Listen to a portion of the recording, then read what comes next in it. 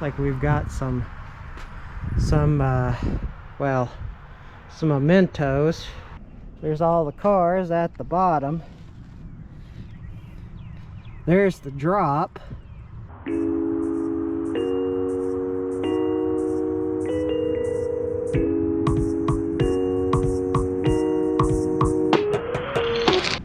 This looks like a really nice visitor center. What's up, you guys? Chet-Guthrie, the Dream Poet here, coming to you all from the Chickamauga National Battlefield, National Monument here in Chickamauga, Georgia. Anyway, I have been here before.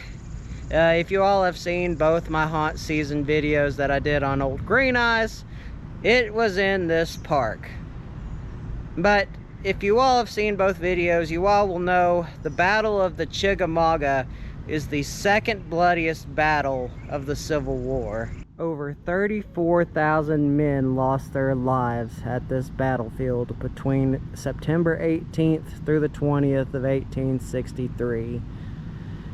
The only other battle that was even more deadly and more bloodier was the Battle of Gettysburg, and that was around 54,000 men that lost their lives. But anyway, guys, before we check out the memorials and the monuments that are out here at the battlefield, let's go inside the museum. They've got a lot of interesting artifacts there, and I think you all will enjoy it. Especially if you're a history nut and you really like Civil War history. I know this is one of my favorite places. Let's head inside. What's up, you guys? Chet-Guthrie, the Dream Poet here, coming to you all with a really quick message. Anyway, as you all have probably seen by now, my second book, my sophomore book, Ghosts and Mysteries of the Southern Cherokee National Forest, is now officially on Amazon shelves. Anyway, I'm super excited, you guys. If you really liked the first book, I think you all are really gonna like the second book. If you all want a story to tell around the campfire this spring and summer season, this is the book for you, especially for the Cherokee National Forest and even the Smokies. This story has a hitchhiking red-headed ghost, dates to a woman that disappeared mysteriously in the 1950s. You've got a Civil War soldier that haunts the mountains near the Chilhowie campground, and you've got about 22 other stories. Anyway, guys, this book supports the channel, keeps this boat afloat, keeps things going. And having said that, you guys, we are now going to officially get to the video. Thank you all very much. By the way, the link is in the description box below.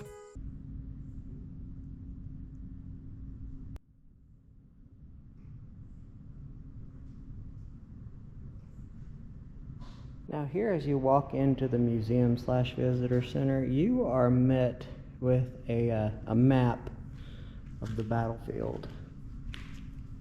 This kind of gives you an idea of what every battle site looked like and where it was. Ringgold Bridge, Daffin's Ford. Just gives you an idea. Look at the diorama they have. This is pretty descriptive and intricate. They did not have this the last time I was here. As we get on into the museum, you guys, this wall right here tells a bit of history, why Chickamauga was so important. Well, it mainly has to deal with the campaign in Chattanooga. You see, Chattanooga was a major railroad hub, and it led straight into Atlanta, which at the time was the Empire State of the Confederacy. But this kind of tells you a little bit about it, like the Union victory in November of 1863, and of course General Sherman's march to the sea, where he basically marched down the railroads and just completely delivered a warpath. So Atlanta is ours and fairly won. Since May 5th, we have been in one constant battle or skirmish and need rest. So into the museum, I say. They have a lot of cool artifacts. Now that we are inside the museum, this, like I was saying, this museum has a great display. As you can see, it gives you an idea of what a Confederate soldier would have looked like. You know, the iconic gray uniform. Of course, you've got the musket. I don't think that there was a definitive musket used but I think there was one in particular that was used consistently. And here is a Union soldier. It's kind of amazing how, compared to the guns that we have now in modern times, how easy they are to load and shoot. It's amazing that it would take a man like, I want to say like 5 minutes, maybe 10 minutes to load like a gun. We have come a very, very long way. How to operate the Spencer rifle. A soldier loaded 7 copper case cartridges into the tubular magazine in the stock. Each time he operated the lever, a spent cartridge was discarded and a new round was loaded. The revolutionary copper cartridge case, which combined primer, powder, and bullet, replaced time-consuming steps required to load and fire a traditional weapon. So this is actually, as things progressed throughout the war, they have war logs. Now, typically you see these more in museums nowadays. I kind of doubt that they're out in the wild, or out in the woods, I should say. I feel like most of these, the cannonballs stuck in them, have been removed, or at least in the Chickamauga battlefield anyway. But anyway, during the fighting, they would shoot guns, bullets, well, in this case, cannonballs. They would get lodged in the trees, and well, they would grow there. This tree trunk was taken from the battlefield, testifies to the ferocity of the projectiles that flew between the lines, iron, lead, and bullet shells, canister riddled in the Chickamauga forest. Sections of trees embedded projectiles were, and I can't really read past that. And that is one big painting. This general right here, that is General Longstreet. They have another diorama right here. Mostly you can see Union soldiers running throughout the tree line and onto the battlefield. Fierce fighting on Snodgrass Hill.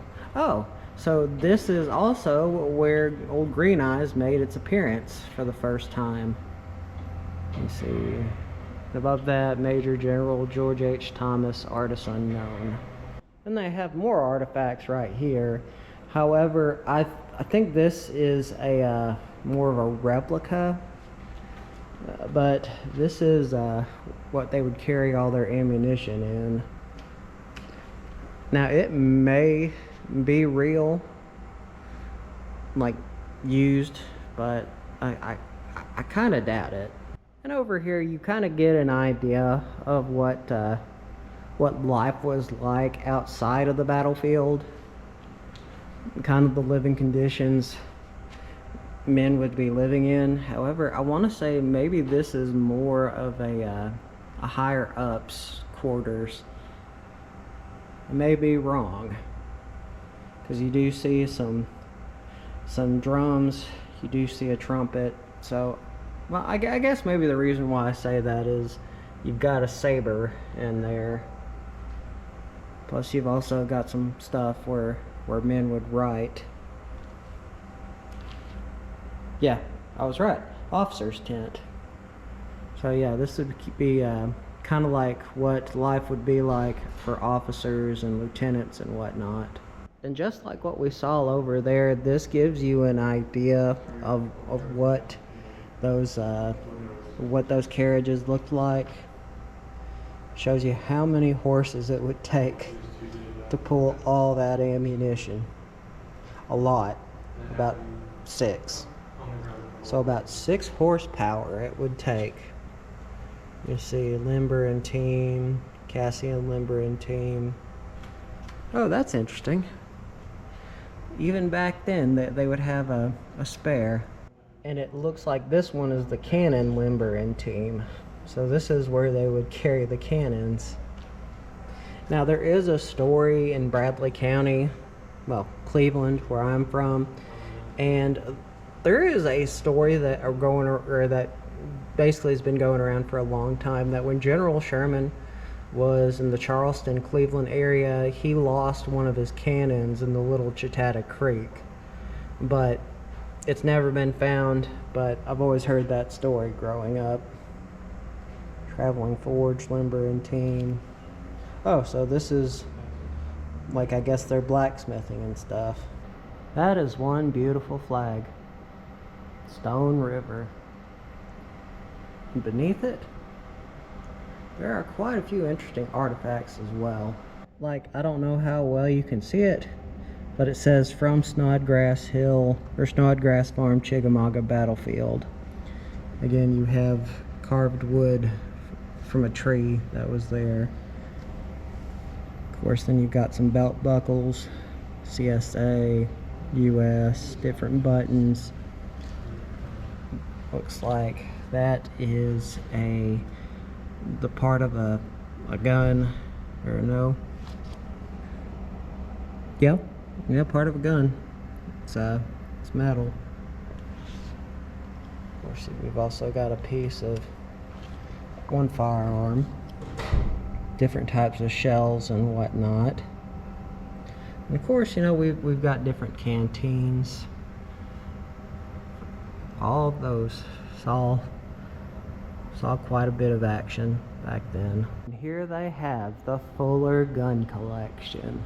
Here within this particular room are a lot of guns.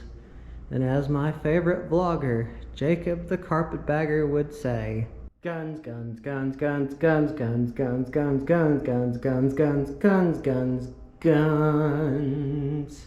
But seriously, this is a really cool collection of different types of guns throughout the centuries. Like this one, the CHCH 806, that one was made in 1857. Then you got the volcanic magazine rifle, 1857 to 1860. So I mean, all these guns, they are original. 1855 rifle. That's an interesting one. 1868, 1865. Mannered breech loading carbine 10 for Navy use. That's an interesting one. The Austrian carbine. Then you have the pattern 1853 Enfield rifle and musket. 1858 to 1865.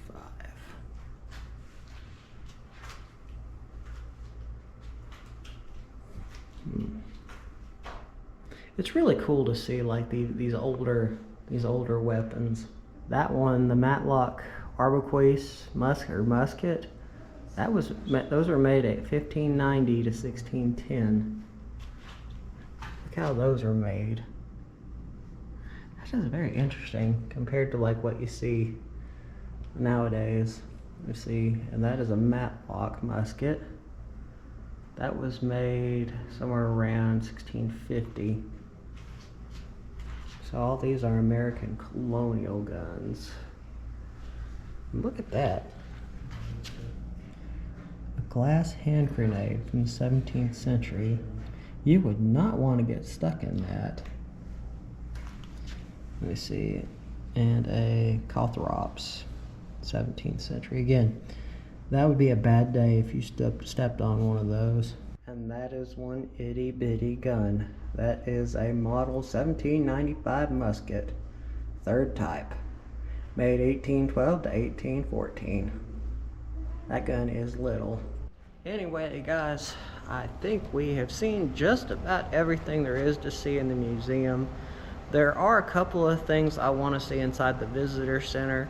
Then we're going to go outside and we're going to check out the monuments, which I'm not really looking forward to because it feels great in the museum. Like it's air conditioned. It's not like 90 something degrees outside. Yeah. Now, before we get outside, you guys, I just want to acknowledge these different paintings, or I guess they'd be called vignettes, or older photos. These are all generals from both sides of the Civil War who fought here at the Battle of Chickamauga. Like Braxton Bragg, he died in 1876, about 13 years after the war happened. But then you've also got Leonidas Polk, and looks like he died June 14th of 1864. And we saw Longstreet's painting there in the museum. But I mean, all this kind of gives you an idea of what to expect while going out to the national battlefield. Like, for example, we'll be going out to the Wilder Brigade Monument, and we'll try to find the Acorn Monument. This kind of gives you an idea of everything that's out there. That was really awesome. Now, there are some things that I did not film there in the museum. I kind of want to leave some stuff for you guys, for those who love history and want to come out to these sites. But now that we've seen that, let's see what they have that's just outside the visitor center. You know, this is the first time that I've ever been this close to this bridge. It's kind of weird. Been here quite a few times in my life. Looks like you can looks like it's not too terribly hard to cross. You know what? I think I'm going to attempt this. Said every famous last words. Ha. Actually, the ground isn't too wet.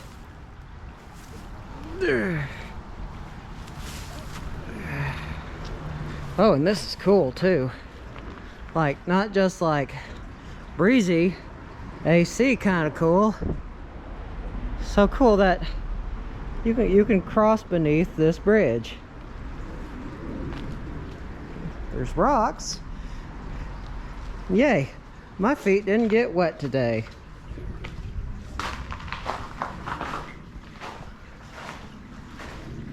Look at how this bridge was built.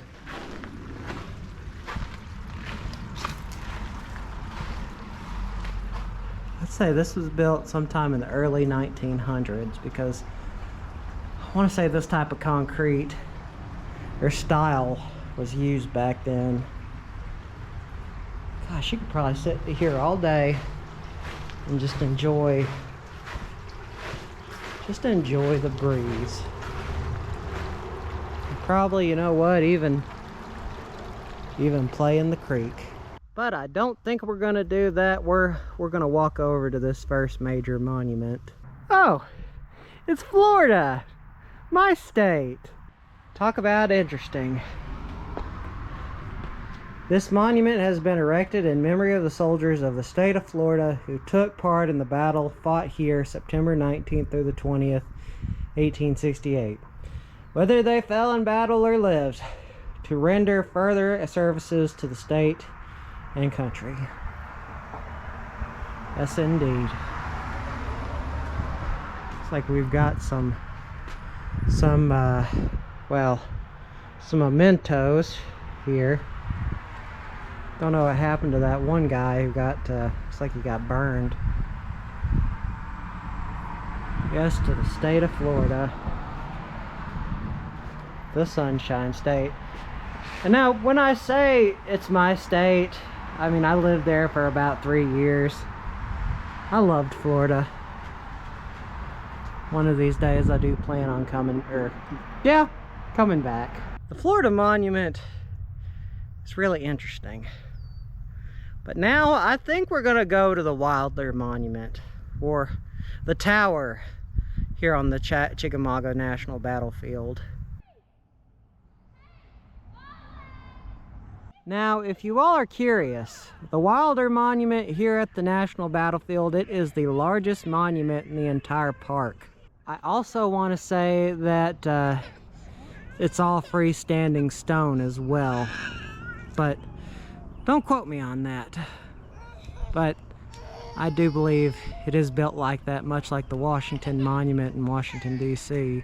And I forget how many steps are in here as well, but we're gonna go up to the top. There is quite a beautiful view at the top. And two, doesn't this just make you think about Harry Potter? That's so interesting how that's built. I'm on my way. And here we go. 1, 2, 3, 4, 5, 6, 7, 8, 9, 10, 11, 12, 13, 14, 15, 16, 17, 18, 19, 20, 21, 22, 23, 24, 25, 26, 27, 28, 29, 30, 31, 32, big stop point,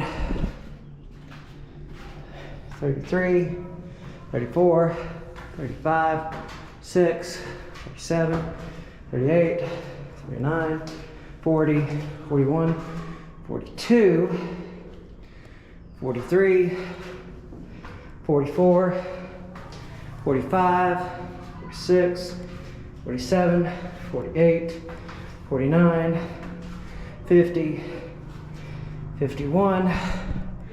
Yes, all you trolls can start laughing at me. I'm in better shape though. 52, 53, 54, 55, 56, 57. I had to stop for a minute. But look at the view